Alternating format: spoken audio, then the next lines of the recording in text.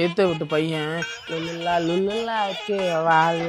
அந்த பொண்ணு வாங்கி வச்சிருக்கான்ப்பா, எனக்கு வாங்கி கொடுப்பா. ஹலோ ஃப்ரெண்ட்ஸ், இப்போ வந்து பாத்தீங்கன்னா எப்போ அந்த மூஞ்ச பாத்தி எந்திரா படிக்கிறதுல போனடா அவட வீட்டுக்கு இரு என்னையும் அடிக்கிறேன். இரு எங்க அப்பா கூட்டிட்டு வரேன். அப்பா விட உங்க அப்பனு கண்டு போடுறேன். இதெல்லாம் எங்க உருப்பட போகுது.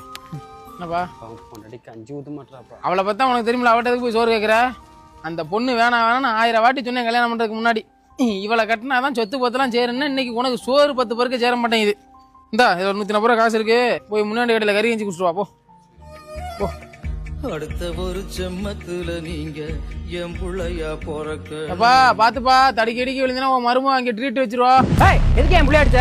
ஏண்டா நீ எல்லாம் ஒரு அப்பனாடா, முளைச்சு 3 இலை விடல இதுக்கு 30,000 போன் வாங்கி கொடுத்துருக்கேன். இதெல்லாம் எங்க உருப்பட போகுது? என்னடா போன் வாங்கிட்டாப்பா. போடா வீட்டு போடா. அம்மா அப்பா பம்பால கூட